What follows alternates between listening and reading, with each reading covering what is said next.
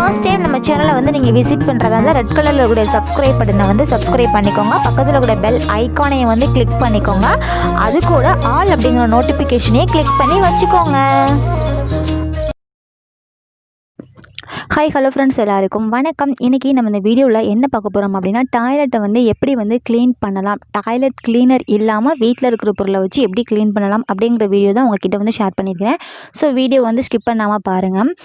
இப்போ பார்த்தீங்கன்னா இந்த டாய்லெட் வந்து இந்த கரைகள் எல்லாமே வந்து உப்பு கரைகள்ங்க. ஸோ எதுவுமே செஞ்சாலும் வந்து ப்ரெஷ்ஷை போட்டு நம்ம க்ளீன் பண்ணால் அது வந்து க்ளீன் ஆகவே இல்லை. ஸோ அதை வந்து அப்படியே தான் இருக்குது. இப்போ வீட்டில் இருக்கக்கூடிய பொருளை வச்சு எப்படி க்ளீன் பண்ணலாம் அப்படிங்கிற வீடியோ உங்ககிட்ட வந்து ஷேர் பண்ண போகிறேன்.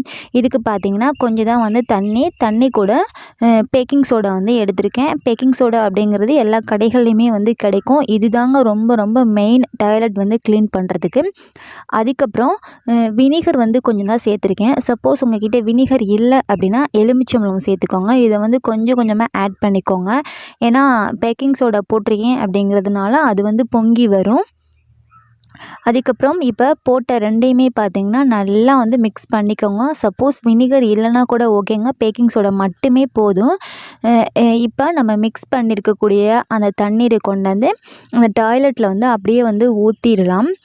இதை ஊற்றிட்டு பார்த்திங்கன்னா ஒரு 10 மினிட்ஸ் வச்சுருங்க. ரொம்ப அழுக்கு படிஞ்சு உப்புக்கரை வந்து அதிகமாக இருந்தது அப்படின்னா, கொஞ்சம் இது மாதிரி உப்புக்கரை இல்லை அப்படின்னா வந்து ஒரு 2 மினிட்ஸ் வச்சுருந்தாலே போதும். அதுக்கப்புறம் பார்த்திங்கன்னா அதை ஊற்றுனதுக்கப்புறம் ஃபுல்லாகவே வந்து ப்ரெஸ் வச்சு லைட்டாக வந்து தேய்ச்சி விட்ருங்க. தேய்ச்சி விட்டதுக்கப்புறம் பார்த்திங்கன்னா நான் ஒரு சின்னதாக வந்து ஒரு கம்பி போல் யூஸ் பண்ணியிருக்கேன். ஏன் அப்படின்னா அந்த உப்பு கரைகள் எல்லாம் வந்து ஃப்ரெஷ்ஷில் வந்து போகாது அப்படிங்கிறதுனால இந்த கம்பி வச்சு எல்லாத்தையுமே வந்து குத்தி விட்ருங்க. அதனால பார்த்திங்கன்னா அந்த உப்பு கரைகள் எல்லாமே பார்த்திங்கன்னா ரொம்ப பட்டையாக வந்து எல்லாமே வந்து கிளம்பிட்டு, இப்போ கொஞ்ச நேரம் வந்து அதை ஊற வச்சுட்டு இந்த கம்பியில் நம்ம எல்லாத்தையுமே குத்தி விட்டோம் அப்படின்னா வந்துட்டு எல்லாமே வந்து க்ளீன் ஆயிருங்க. அந்த ஓரங்களில் இருக்கக்கூடிய அந்த உப்புக்கரைகள் எல்லாமே வந்து நீங்கிடும். இது பார்த்திங்க அப்படின்னா வந்துட்டு ரொம்ப நாள் வந்து தேங்கி இருக்கக்கூடிய உப்புக்கரைகளை நீக்கிறதுக்கான ஒரு சின்ன டிப்ஸுங்க. பேக்கிங் சோடா மட்டும் இருந்தாலே போதும். எவ்வளோ அழகாக பார்த்திங்க அப்படின்னா வந்துட்டு இந்த உப்புக்கரைகள் படிஞ்சிருக்கக்கூடிய உப்புக்கரைகள் எல்லாம் வந்து ரிமூவ் ஆகுதுன்னு பாருங்கள்.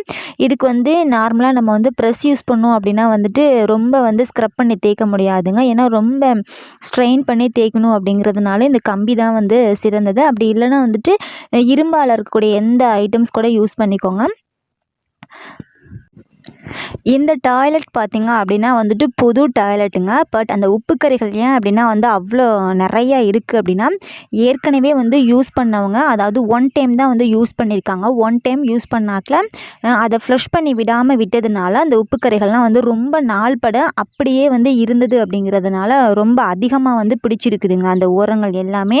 எவ்வளோ தான் நானும் என்னென்னமோ ட்ரை பண்ணேங்க, பட் முடியவே இல்லை. பட் இதை வந்து நான் ட்ரை பண்ணி ரியலாகவே 1 டைம் தான் வந்து ட்ரை பண்ணேன். சூப்பராக பார்த்திங்க அப்படின்னா வந்துட்டு எல்லாமே வந்து ரிமூவ் ஆகிட்டுங்க.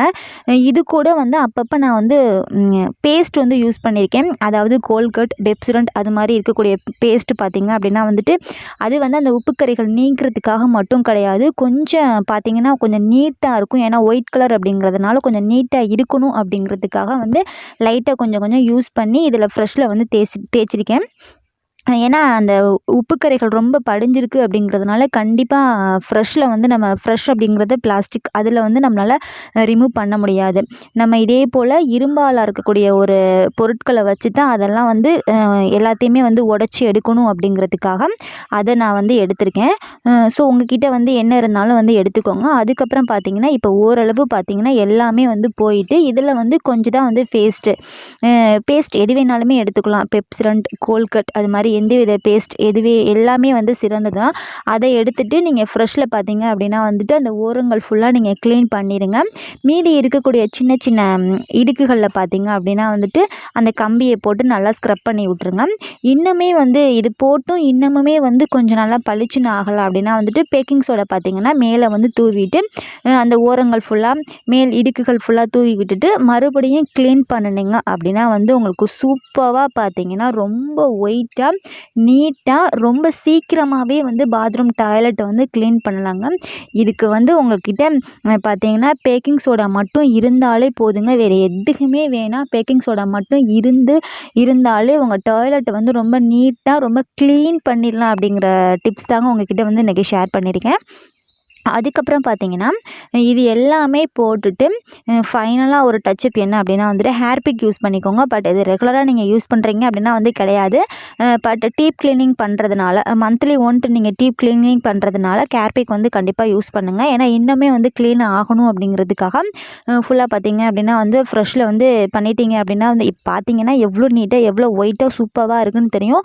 இதுக்கு முன்னாடி டாய்லெட் எப்படி இருந்தது அப்படிங்கிறத நீங்கள் வந்து பார்த்துருப்பீங்க. க்ளீன் பண்ணதுக்கப்புறம் பார்த்தீங்கன்னா எப்படி இருக்குது அப்படிங்கிறத நீங்களே வந்து ரியலாக வந்து பார்க்க முடியும். ஸோ உங்கள் வீட்டில் பார்த்தீங்கன்னா குட்டீஸ் வந்து அதிகமாக இருக்காங்க அப்படின்னா கண்டிப்பாக வந்து டாய்லெட்டை நம்ம வந்து சுத்தமாக வந்து வச்சுக்கவே முடியாதுங்க. அப்பப்போ நம்ம வந்து க்ளீன் பண்ணணும். கண்டிப்பாக இந்த பேக்கிங் சோடா வச்சு நீங்கள் டாய்லெட்டை வந்து க்ளீன் பண்ணுங்கள். நல்லா சூப்பராக வந்து ஒயிட் ஆயிரும். இதுக்கப்புறம் இன்னும் சொல்லணும் அப்படின்னா வந்து கண்டிப்பாக வந்து கையை வந்து நல்லா க்ளீன் பண்ணிடுங்க. டாய்லெட் வந்து க்ளீன் பண்ணி முடிச்சிடணும். சப்போஸ் வந்து குளிக்கிறது அப்படின்னாலும் வந்து கண்டிப்பாக குளிச்சிட்டிங்க அப்படின்னா வந்து எந்தவித அழுக்குகளுமே வந்து தேங்கி இருக்காது. இதை ட்ரை பண்ணி